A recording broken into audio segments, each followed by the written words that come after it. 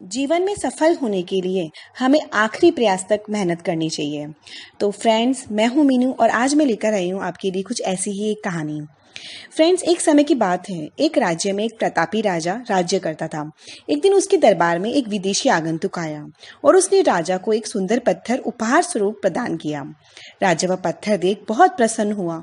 उसने उस पत्थर से भगवान विष्णु की प्रतिमा का निर्माण कर उसे राज्य के मंदिर में स्थापित करने का निर्णय लिया और प्रतिमा निर्माण का कार्य राज्य के महामंत्री को सौंप दिया।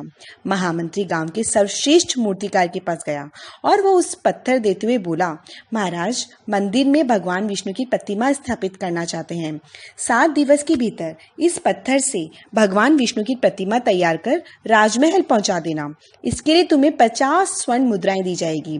50 स्वर्ण मुद्राओं की बात सुनकर मूर्तिकार खुश हो गया और महामंत्री के जाने के उपरांत प्रतिमा का निर्माण कार्य प्रारंभ करने के उद्देश्य से अपने औजार निकाल लिए।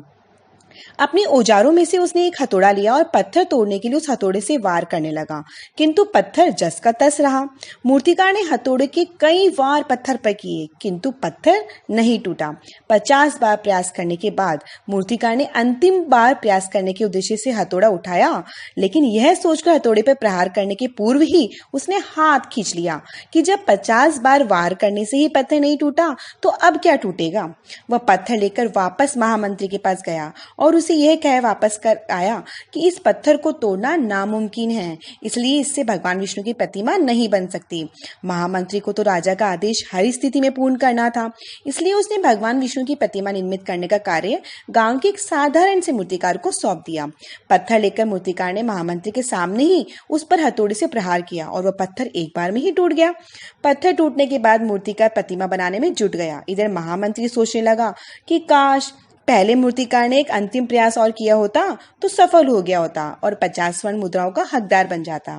तो फ्रेंड्स, हम भी अपने जीवन में ऐसी परिस्थितियों से दो चार होते ही रहते हैं। कई बार किसी कार्य को करने के पूर्व या किसी समस्या के सामने आने पर उसका निराकरण करने के पूर्व ही हमारा आत्मविश्वास डगमगा जाता है और हम प्रयास किए बिना ही हार मान लेते हैं।